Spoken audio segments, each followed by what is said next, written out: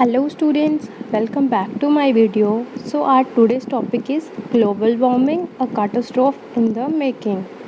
Global warming means the rise of temperature on earth. धरती पर तापमान का बढ़ना, उसे हम ग्लोबल वार्मिंग कहते हैं। और कैटास्ट्रोफ क्या होता है? Disaster, unusual event. तो यहाँ global warming a catastrophe in making का मतलब है कि कैसे जो धरती का तापमान बढ़ रहा है वो कैसे एक डिज़ास्टर साबित हो रहा है। So it's our third prose of 8th class the Jammu and Kashmir state board of school education. So let's get started. Mankind has been facing natural catastrophes like floods, earthquakes, storms, cyclones, tsunamis, etc. The devastating effects of a man-made catastrophe, i.e., therefore, global warming, have already become evident. Read the lesson to understand what global warming means and how it can change the face of the earth. जो humans हैं वो बहुत सारे natural disasters जो हैं उन्हें face कर रहे हैं, जैसे कि फ्लड्स हो गए, earthquakes, storms, cyclones, tsunamis etcetera. Manmade द्वारा की गई इन्वेंशन से ही ग्लोबल वार्मिंग जो है वो हो रहा है और एक डिज़ास्टर साबित हो रहा है. ग्लोबल वार्मिंग के जो हार्मफुल इफ़ेक्ट्स हैं वो पहले ही क्लियर हो चुके हैं. ग्लोबल वार्मिंग का क्या अर्थ है और कैसे धरती का चेहरा बदल सकता है इसकी वजह से, ये जानने के लिए हमें जो चैप्टर है उसे पढ़ना पड़ेगा. Global warming is a common term used today, especially in the print media and electronic media. It refers to the rising average temperature of Earth's atmosphere and ocean and its related effects. In the last 100 years, the Earth's average surface temperature has increased by about 0.8 degrees Celsius, with about two-thirds of the increase occurring over just the last 3 decades. One of the major reasons cited in the increasing concentration of greenhouse gases produced by human activities such as deforestation and burning of fossil fuels. Global warming एक common term है जो आज use की जा रही है print media में और इलेक्ट्रॉनिक मीडिया में, लाइक न्यूज़पेपर्स, टीवीज़, रेडियोस में बहुत सारी चर्चा हो रही है ग्लोबल वार्मिंग के ऊपर. ये धरती के वातावरण और महासागरों के बढ़ते हुए औसत तापमान तथा इससे संबंधित प्रभावों की ओर संकेत करता है. पिछले 100 वर्षों में धरती का औसत धरातली तापमान लगभग 0.8 डिग्री सेल्सियस तक बढ़ गया है, जिसमें से 2/3 वृद्धि तो पिछले सिर्फ 3 दशकों में हुई है. इनके मुख्य सोर्सेज में से एक कारण ये दिया जाता है कि ग्रीन हाउस गैसों की बढ़ती हुई एक्टिविटीज़ जो कि ह्यूमंस द्वारा किए गए जैसे कि वनों की कटाई और फॉसिल फ्यूल का जलाना, इससे भी जो ग्लोबल वार्मिंग है वो बहुत ज़्यादा हो रहा है. An increase in global temperature will cause sea levels to rise and will change the amount and pattern of precipitation and a probable expansion of subtropical desert. Warming is expected to be strongest in Arctic and would be associated with continuing retreat of glacier, permafrost, and sea ice. Other likely effects of the warming include more frequent occurrence of extreme weather events including heat waves, droughts, and heavy rainfalls. Species extinction due to shifting temperature and changes in agriculture yields. अब जैसे ही global warming होती है तो temperature जो है वो rise हो जाता है. जैसे जो सी लेवल है वो इंक्रीज़ हो जाता है क्योंकि जो ग्लेशियर्स हैं ये पिघलने लग जाते हैं, तो सीज़ में जो पानी है इसका जो लेवल है वो इंक्रीज़ हो जाता है. इसकी वजह से जो आर्कटिक एरियाज़ हैं वो ज़्यादा इफ़ेक्टेड होते हैं. ग्लेशियर्स हैं वो पिघलना स्टार्ट हो जाते हैं. ग्लोबल वार्मिंग के बहुत ज़्यादा इफ़ेक्ट होते हैं. एक तो पहले जो वेदर है वो चेंज हो जाता है, क्लाइमेटिक चेंजेस आने लग जाते हैं, हीट वेव्स आने लगती हैं, ड्रॉट्स यानी सूखा पड़ जाता है, हैवी रेनफॉल होने लग जाती है. तो इट मीन्स जो हमारा पूरा नेचुरल बैलेंस है ये इम्बैलेंस हो जाता है, जिसकी वजह से एग्रीकल्चर यील्ड्स यानी खेती बाड़ी को भी नुकसान पहुंचता है.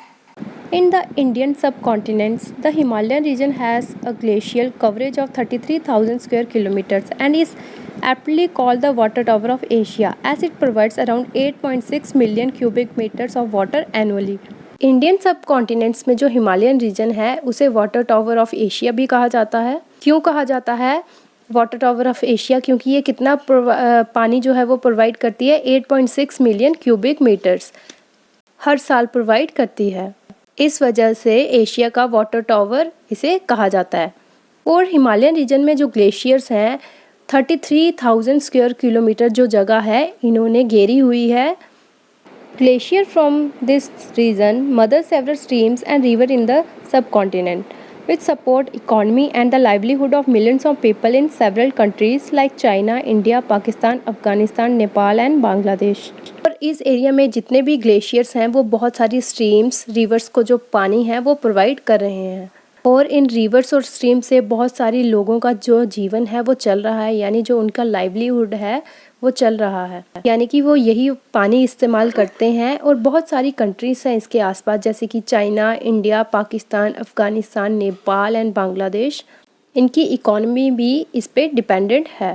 But one unnatural phenomena is set to change the very lives of these people as well as the rest of the world, endangering their very existence. Humanity is about to face the most devastating catastrophe that has not been encountered since the Black Death. While people are still debating whether global warming is in the progress, the general consequence among most scientists and researchers is that global warming has started and is going to increase at an uncontrollable rate in the very near future.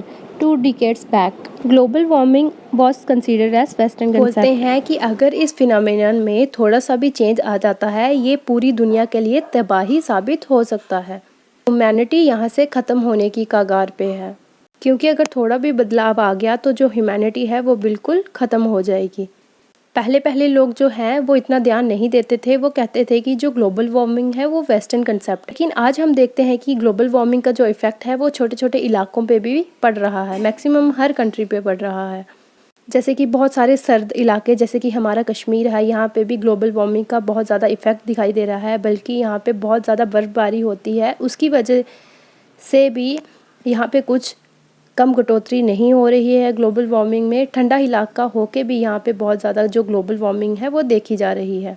जो researchers हैं और scientist हैं वो global warming पर चर्चा कर रहे हैं और उनके अनुसार जो ग्लोबल वार्मिंग है वो फ्यूचर में अनकंट्रोलेबल होगी, यानी इसे कंट्रोल नहीं किया जाएगा और ये बहुत डेंजरस साबित हो सकती है। Jammu and Kashmir is unique in having more than 6% of land area under fresh water ecosystems that includes subtropical lakes of Jammu, floodplain lakes of Kashmir Valley, high altitude Himalayas lakes, perennial rivers of the Indus system, wetlands of different dimension, ponds, snow-fed streams, spring reservoirs, etc. Jammu Kashmir की जो ख़ास बात है वो ये है कि उसकी जो 6% लैंड है वो फ्रेश वाटर इकोसिस्टम के अंदर आती है, जिसके अंदर जो है वो सब ट्रॉपिकल लेक्स हैं जम्मू की, फ्लड प्लेन लेक्स हैं कश्मीर वैली की, ऊंचे स्थानों पर स्थित हिमालय की झीलें, ऊंचे स्थानों पर स्थित चिरचिराई नदियाँ, अलग अलग आयामों वाली सीलन वाली भूमियाँ, तालाब, बर्फ़ से पोषित दरिए, झरने, जलाशय एक्सेट्रा, ये सब शामिल हैं। आज जैसे कि सबको पता है पानी जो है फ्रेश वाटर जो है इसके ऊपर बहुत ज़्यादा चर्चा की जा रही है, क्योंकि उसमें बहुत ज़्यादा कटौती हो रही है। ये अनुमान लगाया जाता है कि फ्यूचर में अगर लड़ाइयाँ होंगी तो ये पानी के लिए की जाएंगी। ग्लेशियर्स हैं जम्मू कश्मीर में वो घटते जा रहे हैं और बहुत सारे जो ग्लेशियर्स हैं वो पिघलते जा रहे हैं।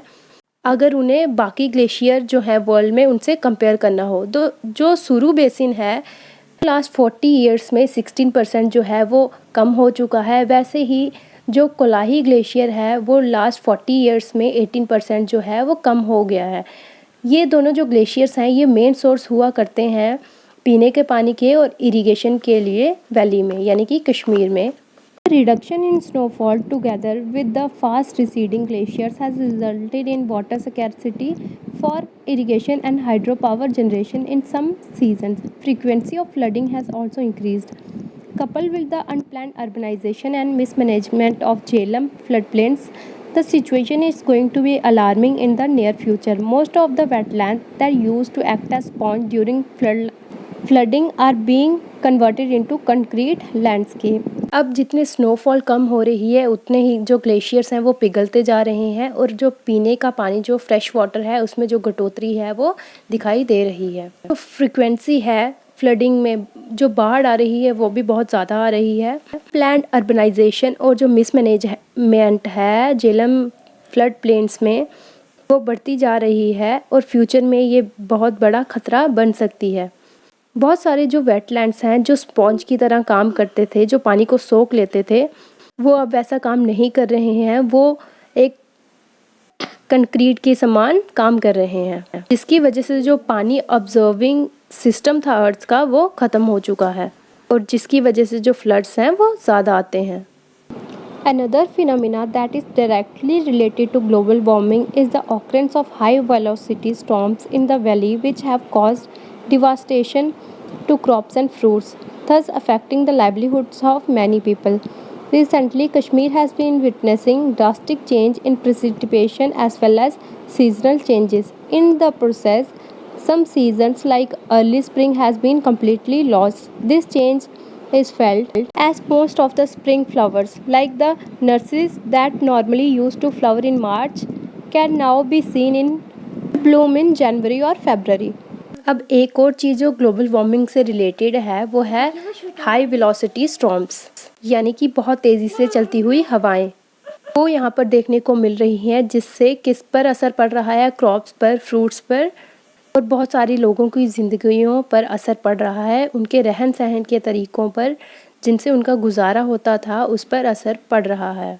The demarcation between season that was well defined a decade ago has vanished. It is now difficult to distinguish between spring and summer, as also between autumn and winter. Most of the plains in Kashmir used to remain under snow until early spring, but now plains, even in winter, are bereft of any white cover. The Irsils were a common sight in Kashmir, but now they are seen only at higher altitude. अब कश्मीर में बहुत सारे seasonal changes हमें देखने को मिल रही हैं, और प्रेसिपिटेशन और ड्रास्टिक चेंजेस हैं जो नज़र आ रही हैं, जिसकी वजह से सीजनल चेंजेस जो हैं वो हो रही हैं। कुछ चेंजेस जो हमें देखने को मिल रही हैं वो हैं जैसे कि अर्ली स्प्रिंग जो हुआ करता था वो बिल्कुल ही ख़त्म हो गया है, और एक फ्लावर जो कि मार्च में ब्लूम करता था, उगता था, वो जनवरी या फरवरी में ब्लूम करता हुआ दिखाई देता है। ये सब क्लाइमेटिक चेंजेस की वजह से हो रहा है, इनडायरेक्टली ग्लोबल वार्मिंग की वजह से। पर कोई फ़र्क ही नहीं रहा है। सीजनल और क्लाइमेटिक चेंजेस की वजह से अब हमें सीजन्स में भी कोई फ़र्क दिखाई नहीं दे रहा है, क्योंकि पहले पहले जो थे तब लोगों को पता होता था कि ये मंथ जो है यहाँ पे सर्दी आने वाली है, यहाँ पर गर्मी आने वाली है, चेंजेस जो हैं वो नज़र आते थे। लेकिन अभी जो है वो ग्लोबल वार्मिंग की वजह से कुछ नहीं पता चलता। स्प्रिंग्स और समर में कोई डिफरेंस नहीं दिख रहा है, विंटर और ऑटम में कोई डिफरेंस नहीं दिख रहा है। कश्मीर में पूरे जो है वो स्नो हुआ करती थी अर्ली स्प्रिंग तक, लेकिन अब वो नज़ारे देखने को नहीं मिलते हैं। आइसिकल यहाँ पर कॉमन हुआ करते थे, लेकिन आजकल ये आइसिकल्स हमें बस हायर एल्टीट्यूड पर दिखाई देते हैं। Wetland habitat productivity and process being linked to the cycle and season are getting adversely affected due to seasonal changes in the precipitation and runoff. While the major lakes like the Dal and the Vular have shrunk considerably, many smaller water bodies and seasonal ponds have completely disappeared. Most of the wetlands have less biodiversity in terms of flora and fauna compared to the situation about half a century ago. In the process, obnoxious weeds and other aquatic life has succeeded the more productive and useful biota. The migratory birds have changed their cycle. While some of them stay here even during summer, others do not return even in winters. The waterfowl that used to migrate here during winters months stays here for most of the year. Some birds like hoopoe, which were seen in the flocks in spring, are hardly spotted. Many other like cuttlefish have completely disappeared. Global warming की वजह से बहुत सारी lakes हैं जैसे कि डल lake, Wular lake जो हैं वो श्रिंक हो चुकी हैं। अब इनकी जो कैपेसिटी, जितना इनका एरिया था वो श्रिंक हो चुका है, यानी कि घट चुका है। और कुछ ऐसे पॉन्ड जो कि सीजनल पॉन्ड्स हुआ करते थे वो बिल्कुल ही डिसअपेयर हो चुके हैं, यानी ख़त्म हो चुके हैं। ये सारा डिस्टर्बेंस ग्लोबल वार्मिंग की वजह से है। अब ये जो पॉन्ड्स हैं इनमें जो यूज़फुल बायोटा था उसकी जगह ऐसे प्लांट्स ग्रो कर रहे हैं जो कि यूज़फुल नहीं है। माइग्रेटरी बर्ड्स से, यानी कि सीजनल जो एक जगह से दूसरी जगह आती जाती रहती हैं ड्यूरिंग सीजन्स, अपनी जगह चेंज करती रहती हैं, उनकी मूवमेंट में भी बहुत ज़्यादा असर चुका है। इनमें से कुछ जो बर्ड्स हैं वो समर में भी यहाँ रहती हैं और कुछ ऐसी हैं जो विंटर्स में भी वापस नहीं आती हैं। हुपऊ जैसे कुछ पक्षी जिन्हें बसंत ऋतु में झुंडों में देखा जाता था, वह अब मुश्किल से ही दिखाई देते हैं। कई अन्य पक्षी जैसे कि कटिज अब पूरी तरह गुम हो चुके हैं, यानी वैनिश हो चुके हैं। Rapid melting of Kolahi Glacier, one of the largest glaciers of Kashmir Himalayas, have evoked concern among environmentalists who stress for immediate measures to at least minimize its melting rate. Kolahi has shrunk 18% during the past 3 decades due to increase in temperature caused by high levels of pollution by emission of greenhouse gases by ever increasing vehicles and cement plants. Besides increased human activities near the glacier, particularly by the Gujars and Bakarwal, significant increase in the number of pilgrims and tourists in the eco-sensitive region around the Amarnath shrine is also a reason for melting of this glacier. जो कि glacier जो कश्मीर में सबसे बड़ा glacier है जिसे coli कहा जाता है, वो भी जो है कम होता जा रहा है। पिछले 30 सालों में वो 18% तक कम हो चुका है। इसका रीज़न क्या है? Immersion of green house gases की वजह से ट्रांसपोर्ट हैं, व्हीकल्स हैं, गाड़ियां हैं, वो बढ़ती जा रही हैं। जो इसका इमर्शन है और जो मूवमेंट होती है लोगों की, जैसे गुजर बकरवाल्स हो गए, उनकी वजह से भी इन एरियाज में जो पिलग्रिमेट्स हैं, जैसे कि जो यात्री हैं जो अमरनाथ यात्रा के लिए जाते हैं, इनकी वजह से भी जो है बहुत ज़्यादा असर पड़ रहा है। और ये भी एक बहुत बड़ा रीज़न है जिसकी वजह से जो ग्लेशियर्स हैं वो पिघल रहे हैं। In Jammu and Kashmir, the Energy and Resources Institute has selected the Kolahi Glacier in the West Lidar Valley as one of the index glacier for long-term monitoring. Lidar Valley covers an area of more than 1200 square kilometer and it sustains about 48 glaciers, converting an ice-covered area of 39 square kilometer. It is important to establish an index glacier in the region for assessing the water resources availability to the communities as the valley. Scientific studies conducted on the glacier will last for 5 years, after which TERI will recommended measures to bring down the glacier's recession rate. The observation and hydrological stimulation from the Lidar and the Sindh rivers are showing increased discharge trend due to increase in glacier melt runoff and the snow cover progressively decline in both the basins. Several small glaciers have disappeared completely in some areas. Thickness of glaciers has reduced by more than two-thirds, while most of springs that are fed by the glacier in the valley have also dried up. Jammu Kashmir में जो एक organisation है, the energy and resources institute तेरी, उसने coli glacier को select किया है waste leather valley में से एक ऐसा ग्लेशियर जिसको वो लॉन्ग टर्म में मॉनिटर करेंगे। 4-5 ईयर्स वो इसको ऑब्जर्व करेंगे और फिर बताएंगे कि क्या मेजर्स जो हैं हमें लेने चाहिए जिसकी वजह से जो इसकी रिसीटिंग डेट है वो कम हो। लीदर वैली जो है उसने 1200 स्क्वायर किलोमीटर जो एरिया है वो कवर किया है। इसमें 48 ग्लेशियर्स आते हैं जिन्होंने आइस कवर एरिया कवर किया है 39 स्क्वायर किलोमीटर्स। बहुत ज़्यादा ज़रूरी है कि हमारे एरिया में एक इंडेक्स ग्लेशियर हो जिसके वजह से पूरे एरिया में जो वाटर है वो सप्लाई हो सके। साइंटिस्ट जो हैं वो 4-5 ईयर्स जो हैं वो इसके बारे में स्टडी करेंगे। तेरी में the energy and resource institute को तेरी कहा जाता है। लास्ट में इसका जो रिसेशन रेट है वो बताएंगे, उसके मेजर्स।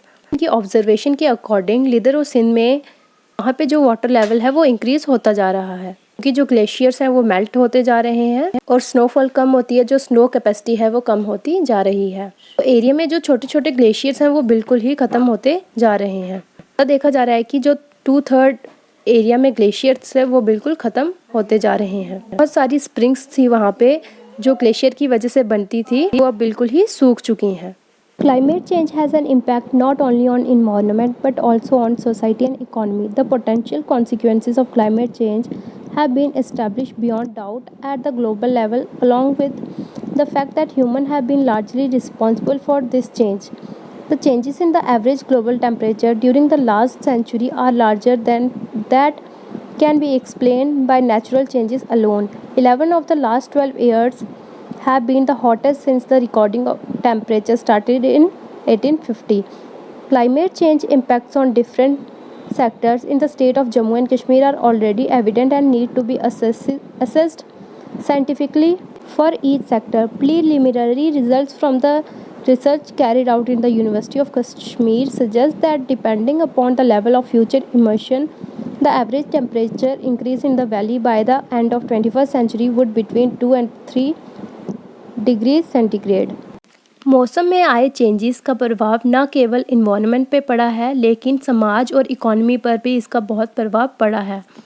मौसम में आए चेंजेस इफ़ेक्ट्स बिना किसी संदेह के डाउट के ये कहा जाता है कि जो इसके ज़िम्मेदार हैं वो ह्यूमंस हैं, जिसकी वजह से इन्वायरमेंट पे इफ़ेक्ट पड़ रहा है। लास्ट सेंचुरी में जो ग्लोबल टेम्परेचर था वो ज़्यादा था जितना सिर्फ प्राकृतिक परिवर्तनों के द्वारा समझाया जा सके।